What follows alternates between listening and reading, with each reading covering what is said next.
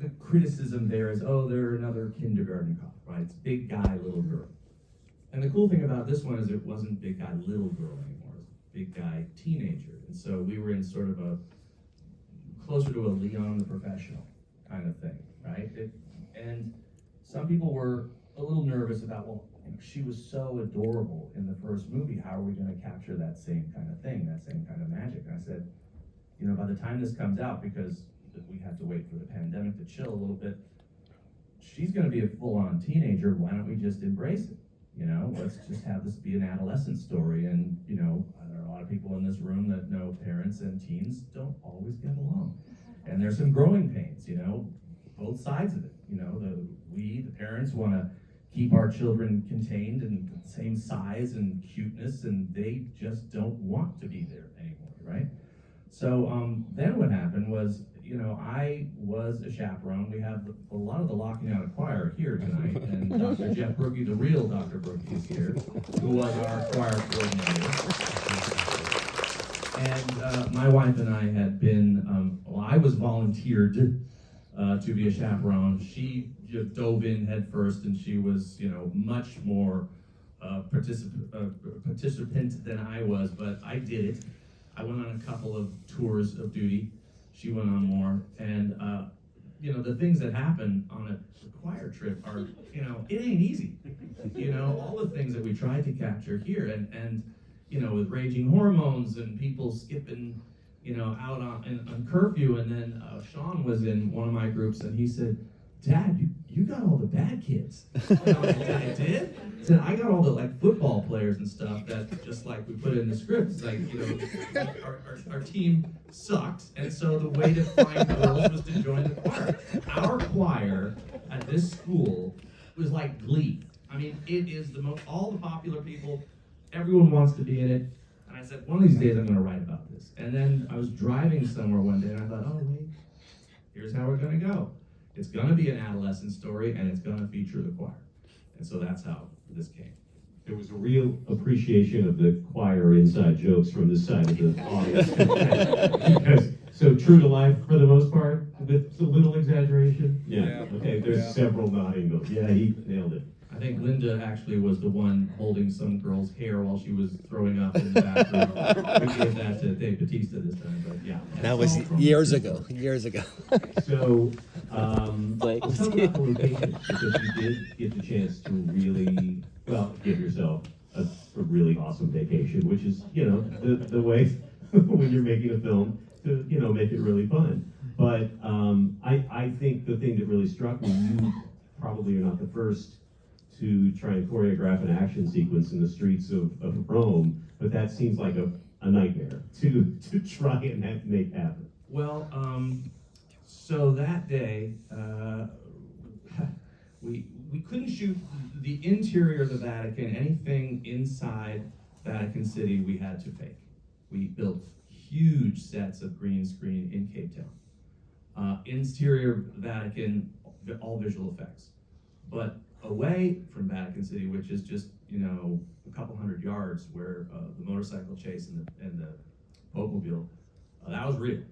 And that, I would say, between the front door of the Vatican, if you call it that, and where we were standing, we're probably close to 200,000 people.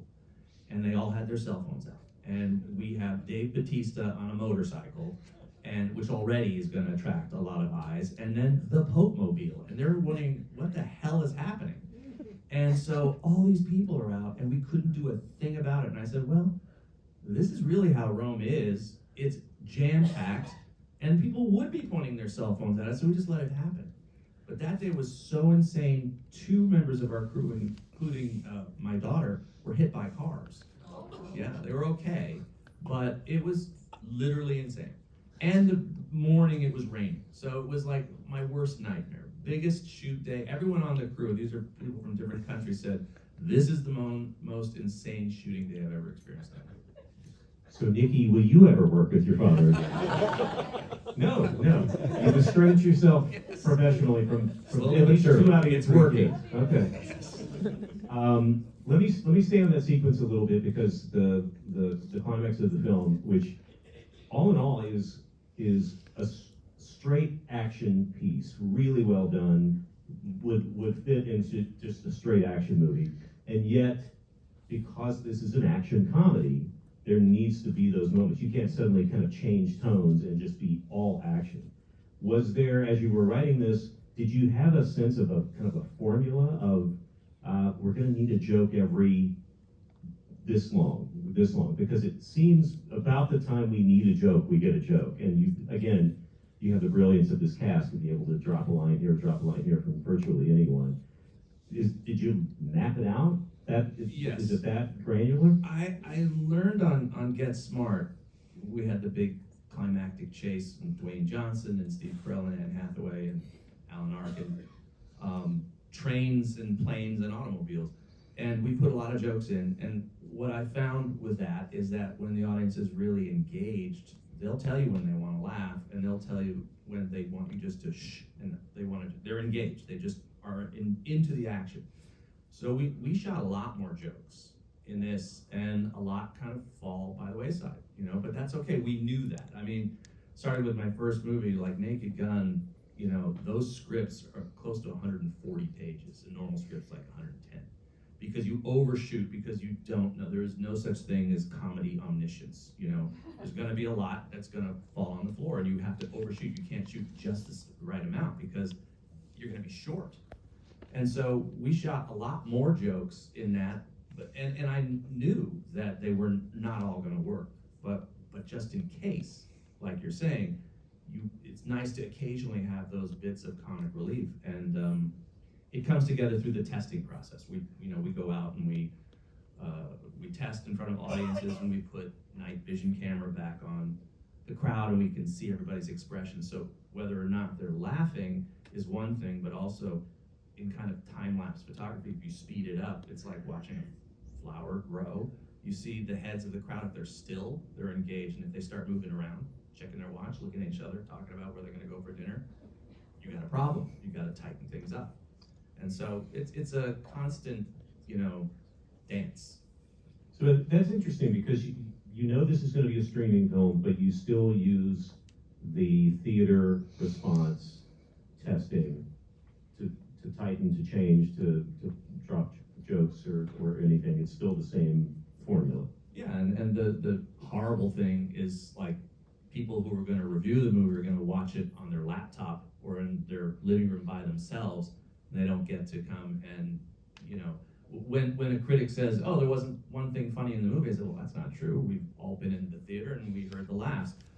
But it's like Descartes with the tree falling in the woods. You know, you don't hear anybody else. You go, I don't know, is that funny? Or, you know, it's all subjective. But yes, we test it even for streaming here. I mean, personally, the way that we test television shows is ridiculously stupid. People with the dials, and you turn a dial to the right if you like something, you turn a dial to the left and say, how is this natural, right? What's natural is this. Come to a theater and project your TV show up there, if it's a comedy. Probably a drama would benefit from tightening too, if you heard, you know, a crowd, but they don't do it. It's silly, but it's also expensive to test. So you have to recruit the crowd, and